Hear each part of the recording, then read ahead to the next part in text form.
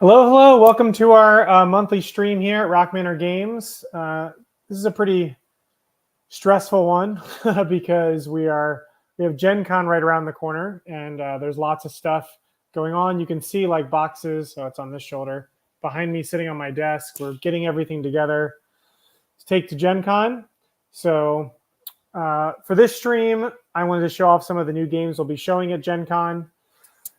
I have some of the prototypes here that we'll be showing off. We've got Disco Heist Laundry coming, and I actually have several of these prototypes. We've got Star Driven Gateway. We've got a bunch of events, so if you were lucky enough to get a ticket to one of those, hopefully we'll see you there and play with you. But I'm going to try something different for this stream. So instead of juggling playing a game at the same time as recording this video, we playtest on our Discord server, and we playtested Disco Heist Laundry almost exactly a month ago. We had a 4-player game, and I recorded it, and I sort of been saving it so I could talk through it and review it and sort of go through, give everyone a quick overview.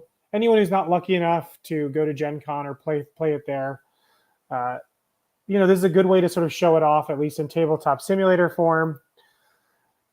So we'll see how this goes. The good news is I can sort of focus on answering questions and talking through what's happening, because our gibberish, the audio turned out horrible when I saved it locally, and it was really low, and we were also like answering questions, playing the game, so I don't think that's a good voiceover to explain how the game works. So let me shrink myself down. That's my Gen Con. I was looking at what are considered the hot games at the time. Okay, so good. The video is playing, the pre-recorded video. So this is our most recent, or our last iteration of Disco Heist Laundry that was available online. The physical prototype that I have in hand actually made quite a few changes from this playtest before we got it printed and sent to us this month. But just in general, you can see like over here are all the characters are sort of represented on the right. We've got sort of 5 characters we're playing with right now. So those are those 5 characters that you can choose from. One of the big things we're trying to figure out now in these playtests is how balanced these particular characters are, like if any character is particularly better than the other, because they are asymmetric, and asymmetric characters always sort of cause problems potentially, or can be problematic if one is clearly better than another when picking characters and stuff like that. So we start off, everyone clicks characters. This place in the center here is the city board, if you will.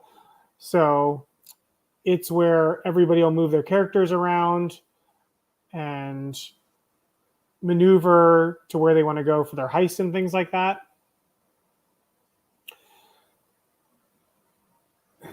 And I think right now in the video, everyone's just trying to we're just setting everything up. Every character has different starting resources.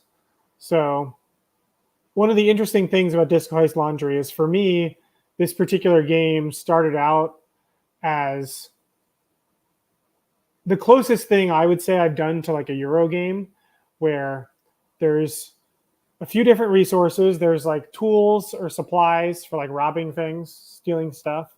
There's intel. There's your actual like minions or goons or whatever you want to call them, like the generic people that are part of your gang or crew, which are represented by these colored meeples.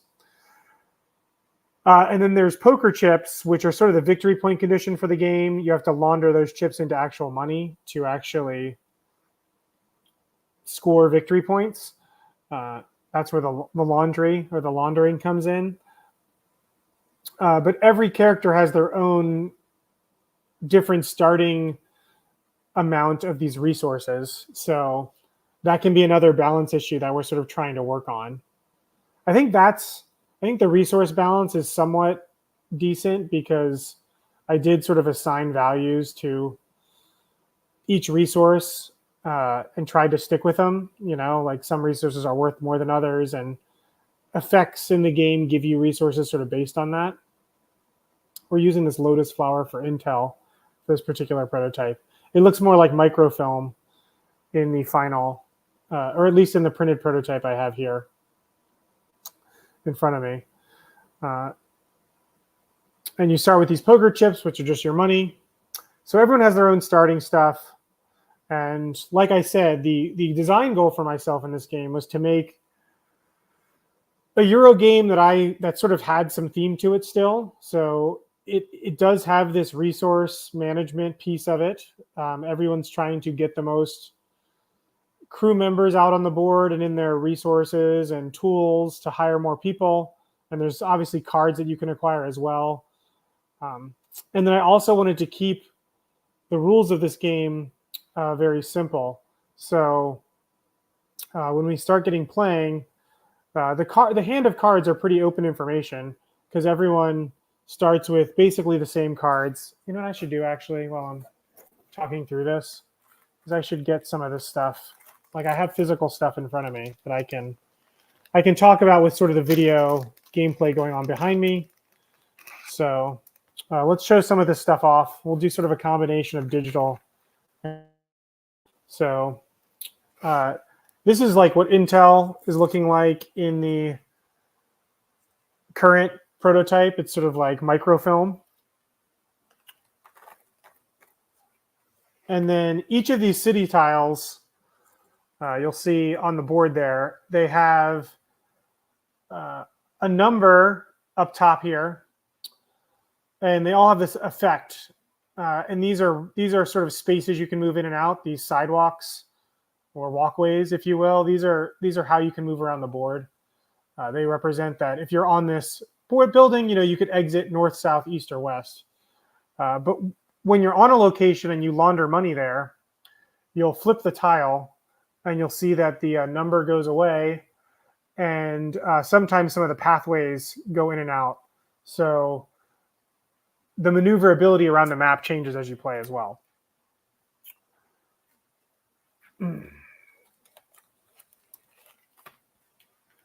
And we'll just go through some components here as I take them out of the box.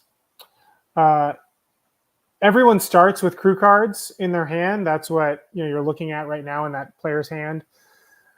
And for 4 of those 5 cards are identical between players. And then each different character has one special card or special ability, if you will. And basically, it gives you some flavor like these crew cards. And then you have a bunch of unique crew cards, which are in this market to the right of the board that you can hire from. And these people, are like the arms dealer. They give you... they have their own unique effects outside of the 4 you start with and your one unique ability. The other thing that is actually new in the printed prototype and came from this playtest is we redid how the heist cards work based on this playtest. And we changed, we categorized each crew member and each kingpin, as we call the characters you choose from. They each have a category they fit in. So this dumbbell means they're muscle. And when you rob from certain places, which I'll show you on the other cards, you'll see that those categories will affect how well you can do a particular heist. So you're really trying to assemble the best crew for the job in this game. Other things to point out on these cards is the recruitment cost is over here in tools on this side.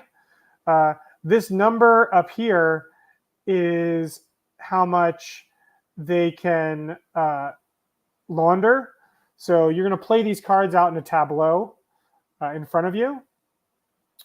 And then when you play the cash out card, that will turn your chips into victory points up to the number that you have out in your tableau. So this would give you 2. So if I only had this card out and then I cashed out, I could turn 2 of my chips into 2 victory points. But as I build my tableau, I can cash out more, having bigger bumps in victory points as I launder more money. So that's basic crew. So some crew are better at laundering more money than others. Let me make sure. I don't even know if I have my comments on in this other window here. I do now. So those are your crew cards. Those are the cards you play. So on your turn, when we get started to playing, I think I'm going over rules here with some of the play testers. And you can see that they wrote that they couldn't hear me because my mic cut out during the play test. Another good reason why I'm sort of voicing it over now. So as you play these cards out on your hand, on your turn, I also wanted to make one of my design goals in this game was to make turns really simple to explain and have sort of all the complexity of this game be written on cards or in the effects that you can do. So on your turn, you must play a card from your hand. That's the first step. You have to do that. Then you may exhaust any of these cards in your tableau to use the effect on the bottom that's in blue is an exhaust effect.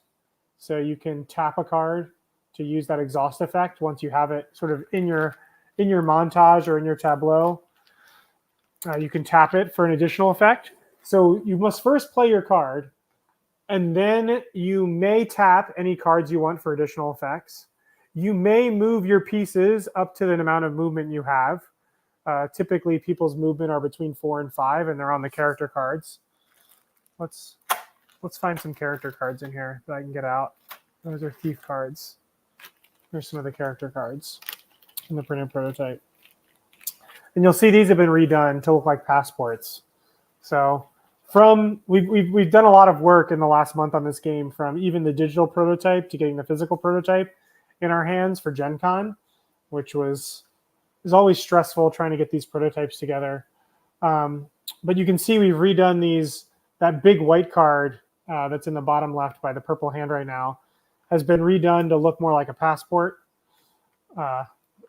where their passport identities from.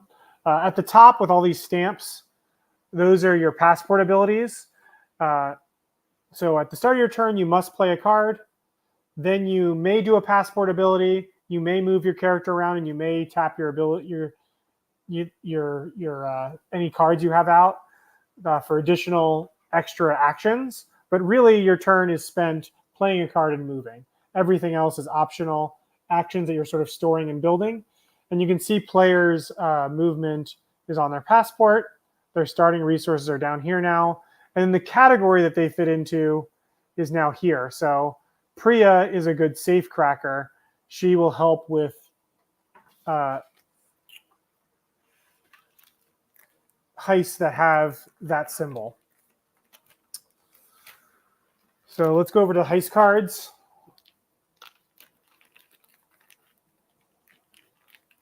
And I'll show you some more components. And then maybe, I don't know, I feel like I've talked enough about this. So on the newly designed heist cards, which if you watch on this screen, the big difference is that the old heist cards aren't going to have these symbols in front of them. This blue part are the alarms or the threat that this particular heist have. And this heist is an Act 3 heist, so it has a lot more alarms. The prison break is a lot harder to do than some other heists at the start of the game. They're divided into acts. So we have Act 1, Heist 2, which we'll just show you the comparison. Actually, I can find a better example. Act 1 heists are a little bit easier, like you're just sort of jumping in and stealing the stash and holding people up. A less sophisticated heist than heists that happen later on in the game or come out. But the way you read these heist cards is they require a certain number of resources up here. So this requires 1 tool and 3 people. It's going to score you this much in chips, which is sort of like money, but you have to launder that money to make it legal tender and victory points. And then here's sort of your risk assessment over here. And if you have a crew that has the puzzle icon, the getaway, we have the getaway driver, the muscle, the sort of the brain, and the safe breaker. If you have one of each of those, you could potentially get through all these alarms and threats. But if you're short, you can still do the heist. It's just that alarms will be set off, police will move towards you and potentially arrest your meeples. Because one of the things that Disco Heist Laundry does, or how I would describe it as, I think first and foremost, it's an engine builder. Because as you're playing these cards down into your tableau, you're saving actions, that you can take on a future turn to have bigger turns. So on your first turn, you're playing a card, you're moving around. Maybe you tap that first card you play to do an additional action if you timed it right. But you may play 3 or 4 cards, then on a future turn, tap all 3 of those cards to do 3 additional actions. So you are building a tableau of crew that are out in front of you for sure. Is a big part of this game. The next part of this game, or the next sort of genre, I think, that I fused together for Disco Heist Laundry is that there is some area control going on. Now, the area control isn't me trying to win something over you, but because each of these locations can only be laundered at once, there's opportunity to go to some of the bigger places and launder money for bigger points at certain locations early that we're competing over. And then also each of the tiles that are out in the map, each of those city tiles does have a unique ability that you can trigger if you have meeples on it. So, the bar, for example, if I launder at it, I get a boost of 3 to whatever is out in my tableau when I cash out. And then for each person I have on here, there's an ability that lets you activate tiles, city tiles. And when I activate city tiles, I'm going to collect a minion, an intel, and gain a little bit of heat. Heat is one of the other, it's a pseudo resource, I guess, but that's how much the cops want to arrest you. And that's shown at the top of the board there. Let's see if it zooms out in the current video. But you can see at the top of the board, there's a little fire and there's counters that go up. That's, if you've ever played the game Grand Theft Auto, it's sort of like the stars in Grand Theft Auto, where when you hit certain thresholds, the cops want to arrest you more or less, and they're going to come after you more. When you start out, you all are sort of unwanted. So as long as you stay at a very low heat level, the cops, you can actually move through police officers and sort of be incognito. But as you rob and steal and launder, that heat level is going to go up, and the cops will recognize you on sight and arrest you and cause you to lose points. Or the main way the cops sort of interfere with you is one of your resources is these sort of gang members or goons or meeples, and they will clean up the meeples that you have out on the board, and the meeples out on the board would activate the city tiles to give you those resources. So there's this weird engine controlling, or I guess I shouldn't say weird, I should say unique. There's this unique engine building area control thing going on with your meeples and gang and pieces on the city board. But one of the important things to me in all the games that I design is that there are multiple paths to victory. So part of the reason why the game isn't done yet is because some of these paths to victory are a little bit easier than others or more efficient. So figuring out the right balance between controlling the city and getting a bunch of resources and points that way, or having very few meeples on the city and focusing more on just heisting yourself as the kingpin, are both valid strategies. And then, of course, there's things in between. That balancing those asymmetries, not only between the player powers, but also the strategies of winning the game, are some of the things that I'll be watching when I take this game to Gen Con to play test it. Or it's some of the most important things I think I'm focusing on. like what this game needs right now. I think the rules are clear and straightforward and simple enough, with still enough depth in the card play and everything else. There may be certain abilities that are problematic or overpowered that still need to be nerfed. There's little things like that. There's the asymmetry stuff in general, which I want to make sure every character can sort of win equally. And there's a few other characters we plan on having besides sort of the core 4 or 5 that we've been playtesting. And then the other big thing that I focused on when I got this physical prototype in hand that I've been playing with in person is I've been trying to really balance. I want moving the police officers to be as smooth as possible. We've gone through a lot of different iterations on how to move the cops around the board, and finding the right amount of escalation. Right now, I think the basic police officers, which will move at the end of the round, work well. I think as we put more police chips out on the board, there's like phone booths and cameras and patrol vehicles and helicopters and vans, like listening vans. I think some of that can be a little bit much to manage right now.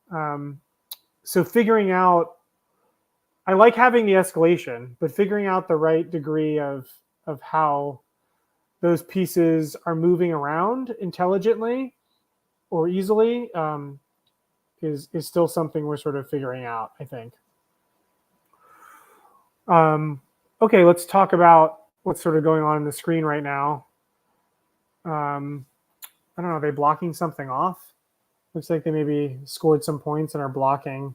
There's barricades the police can put down to block these crosswalks. One of the other innovative things about this game, which takes, I think it's intuitive, but it takes a little bit of explanation, is how movement works. So, if you're on a city tile, if you're in a building, and you have 5 movement, your first movement is to exit the building and you effectively enter the street. So, I may move this red piece that you can see on the left over, it can move north, south, east, or west. Here's a purple piece. So he's moving out. I timed this well. He can move 1 space to exit the building. That's 1 space. And then each block that you walk is an additional space. So he could turn on the north block, or he could go down to the next block. That's 2, and that's 3 movement. He could go around the corner of the block 2, and that would have also been 3. And he could exit 4. But that's sort of how movement works throughout the city, which is a little bit different than having very clear delineated like squares or spaces. You're traveling on these sidewalks and walking around city blocks effectively instead. If we zoom in on the city, you can see that each location on the board has a number associated with it, 1 to 20. And there will be a D20 die that you roll.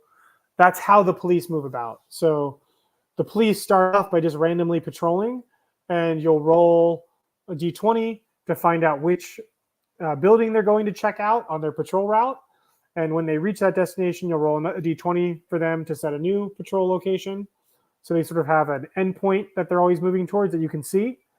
But what happens as you start heisting and doing things in the game is that those alarms will start changing those patrol positions where they're actively moving towards you. Or if there's already an alarm on you, every time you hit an additional alarm, they will activate the patrol guys to move faster towards you. And the patrolmen also get upgraded to patrol cars as the game goes on. Right now, the game goes till someone's laundered a certain amount of money, and then you sort of finish out the round. There's also these acts of heists. So even with this money, most of the games have been ending because people have hit the threshold for laundered money, triggering the end game, which is what we want. But there's also sort of a catch-all where if the heist, that's a heist timeline, and heists will come out and fill that timeline up as the rounds go on. And they will fall off. Like if you don't do a heist in a fast enough time frame, they will no longer be available to steal those particular items. They've been moved on, or security's been tightened up at the bank or whatever location it is. And if that deck ever gets to sort of the end, that is also an end game trigger. Or if it gets to Act 3, something like that. We're playing with a lot of things. I think the game should always go to Act 3, but not necessarily go to like the end of all the heists. That the Act 3 heists are really big scoring opportunities. So figuring out where the balance of escalation and sort of the right end point of the game is another thing I'll be looking at Gen Con. I think even with sort of the long setup time we had in this tabletop simulator start here of this particular video, I think this playtest, even with their feedback, ran, I don't know, how can I see the whole length of an hour of the clock? I mean, you can see how much is left when I sort of hover over it, hopefully. This whole playtest was definitely under 2 hours, which with feedback and rules explanation in front of it is pretty good, because that means if you're playing the game in real life with real pieces instead of tabletop simulator, it's usually a little faster than using tabletop simulator. And it means the game should be played, the playtime is running about correctly in about the 1 hour to an hour and a half time frame, which is where I like games like this to be. So that's Disco Heist Laundry.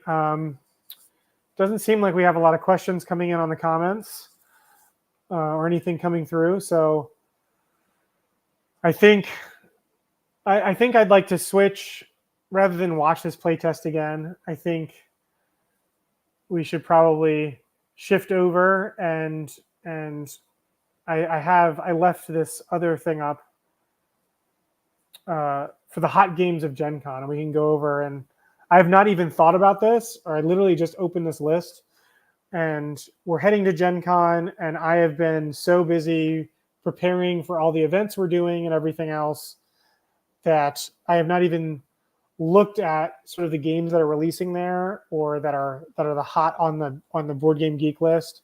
So I was going to go through the top 20 and sort of inform myself and see what games sort of interest me, or if there's anything I was interested in picking up. So we'll switch and do that unless there's anybody. You know, I think I can actually pause this and remove it and come back to it if I need to. But let's switch.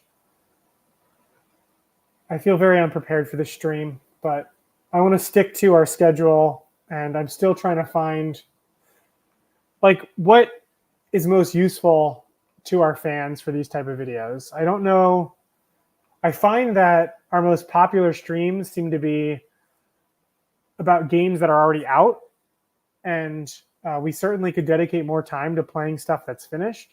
But so much of what we do here is working on stuff that is not even close to finished, and that behind the scenes aspect I thought would be interesting, but sometimes I'm not so sure. And I feel like people like talking about stuff they already have some context about and know about. So where's my Gen Con preview?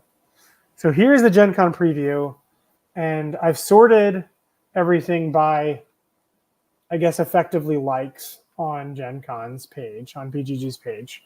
So this isn't probably the hot list, but it's at least who's gotten the most votes here.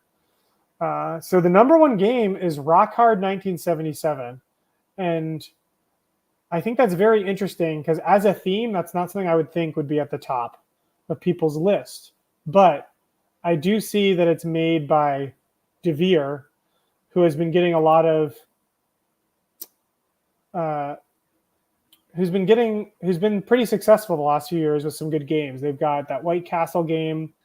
I got Three Ring Circus last Gen Con. That was one of their big releases, and it has some issues trying to be language independent, but I think overall is a pretty decent game. So not a lot of information, or not a lot of pictures, I should say, when I open up Rock Hard here. There's basically one picture of the board Sure, it's very Euro-y. Rehearse, play gigs, get a record deal, and become the most famous rock star of 1977. I like the theme a lot. I respect them for going after a theme that's less prevalent. So I appreciate that. I'd be worth demoing this. This isn't something I would run to purchase just off Devere alone or the theme alone, personally. Arcs. This is one, since we're working on a bunch of sci-fi games, that I know Todd and I are working on this game, Star Driven Gateway, which is coming to crowdfunding in the fall. And then Star Driven Saga should be coming after that, which is a spiritual successor to the Maximum Apocalypse cooperative game series that I designed and we're pretty well known for. And Arcs has been getting rave reviews. I did see this one at UK Games Expo, and I wanted to demo it for research purposes, but also because it's Leader Games and they always do some interesting asymmetrical stuff. But now that it's gotten such rave reviews, I feel like it's pretty important that we at least take a look at it, learn more about it, watch some playthroughs, try to find somebody who has it and play it.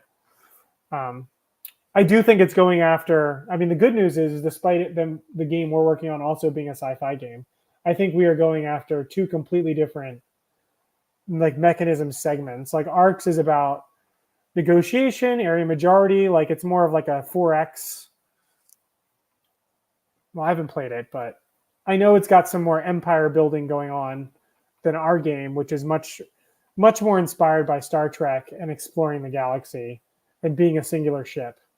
I know for a fact Arcs has multiple ships that you put in a section. There's like a clock in the middle that people put their ships into on the board.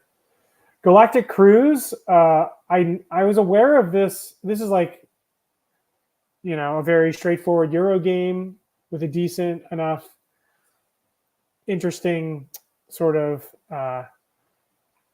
Euro game theme sort of on top. It looked very well produced. I definitely would be interested in playing this.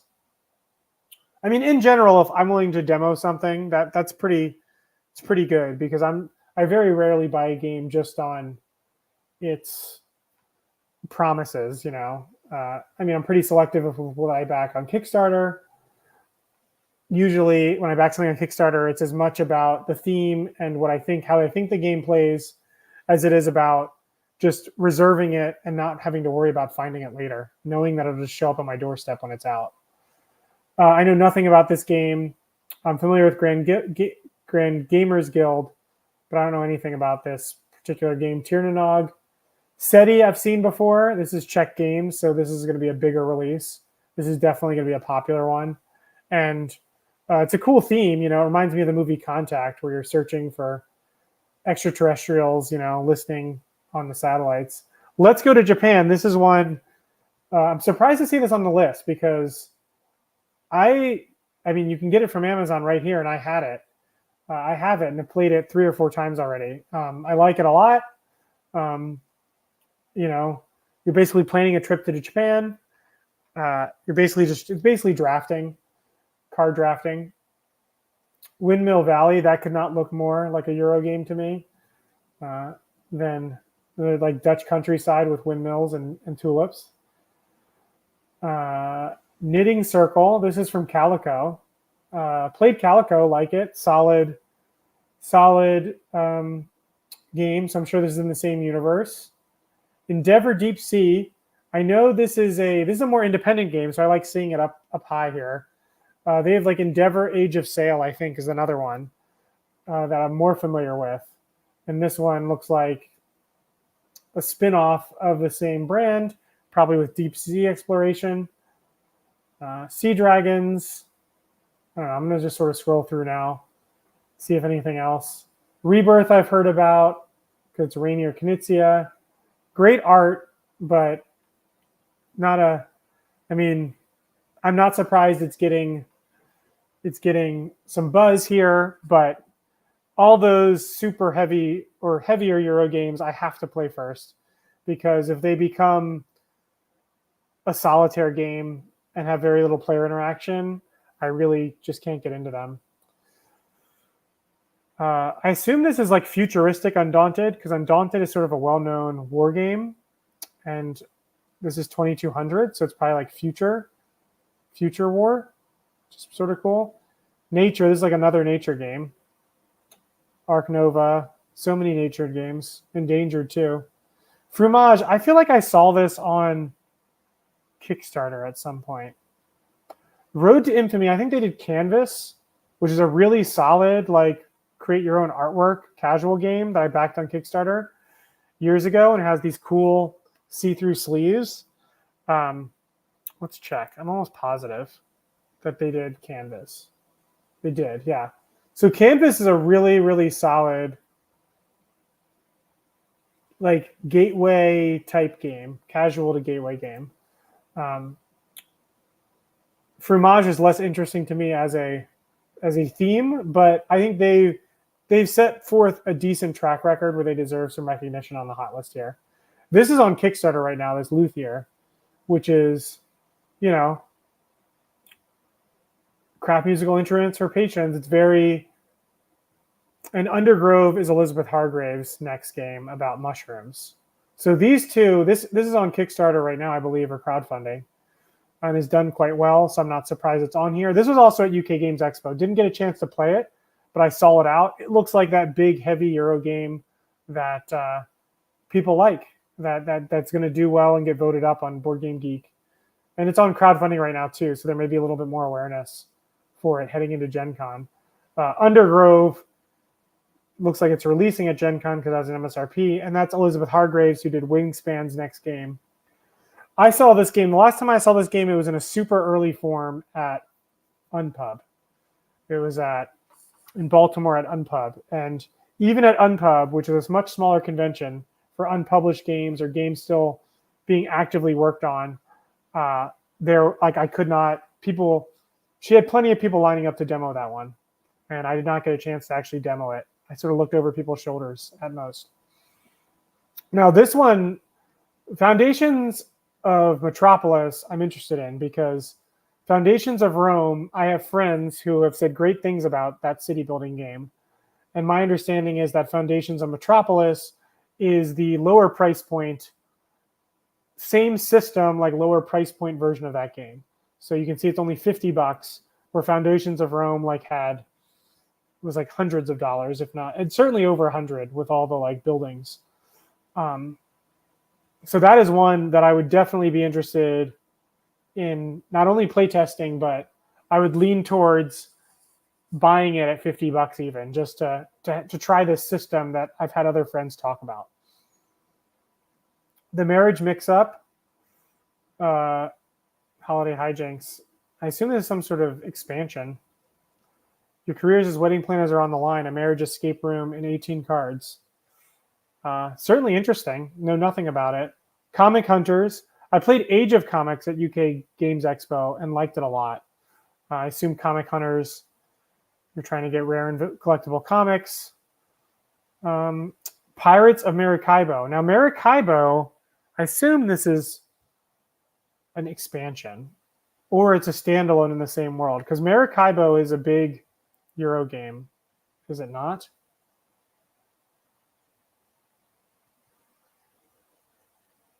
Let's go to Capstone. Yeah, Maracaibo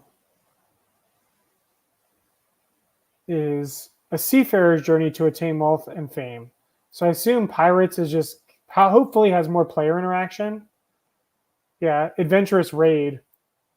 Face danger and adventure. So I assume this is a re-implementation or expansion, a standalone game in the same franchise as Maracaibo. We'll recognize some of the concepts from the original. So this is probably like a remix of Maracaibo. Hopefully has more player interaction as like Pirates than probably the original Euro game does. So well-received game, Capstone Games, Terraforming Mars, not surprising. So those are the top games at Gen Con, at least as voted on by BGG users. So those are the ones I will keep an eye out for, and if I can jump into a demo, I will give them a try. I think I think that's going to wrap it up for us this week on our, or this month, I should say, on our stream. If there's any questions anybody has, feel free to pop it on the video on demand once it posts to YouTube. We always keep these streams up on demand afterwards because so much of what we're trying to cover is quote unquote stickier content that will be stay up there for a while. But going into this, the interesting thing about these streams is this was an experiment that we did where I dedicated to live streaming once a month for a year. And we're coming up near the end of that year now. And I'm not sure.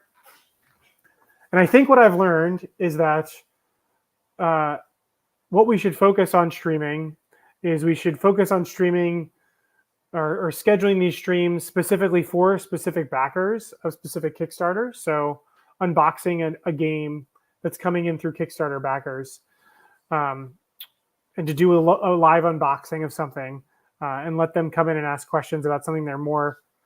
I think people need context, I think. And, when we're talking about these games that are theoretical, that are in playtesting and are in the pipeline, people don't have a sense of what they're about. So we either need a better way to convey how to play them. So we need to make like walkthrough or tutorial streams that can live on afterwards. Or we need to dive into stuff and stream stuff that's like super technical, like about how to make a tabletop simulator prototype or something like that.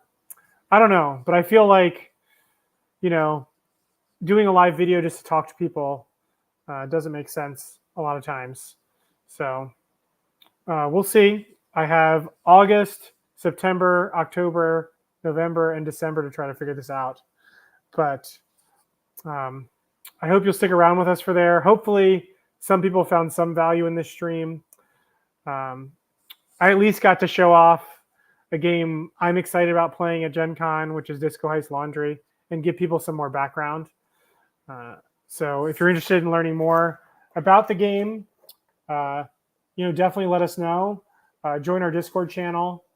We'll definitely, after Gen Con, we will absolutely be iterating on it a couple times and refining it to get to the finish line for that one.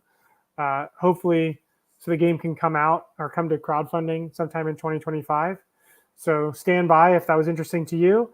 And otherwise, since it's Thursday, have a great weekend. Hopefully everyone's enjoying their summer. If anyone watching this is heading to Gen Con, check out our events, Rockmanor Games events, and hopefully we can play a game together. You can come see some of the new stuff we're working on in our suite and physically touch some of these prototypes, or if you don't get a chance to play with them directly. But until then, I'm going to sign off for now and get back to playtesting games or doing something like that. I need to work on the solo mode for Star Driven Gateway. I've been playtesting that all week. I could do a stream of that, But for now, we're going to sign off, and we'll see you next month, hopefully. And thanks for the support and interest for anyone out there watching. And Gen Con is right around the corner, believe it or not. It feels like it's just creeping up on us. But for now, I'm going to sign off here at Rockmanor Games HQ, which is my home office. So for now, bye-bye.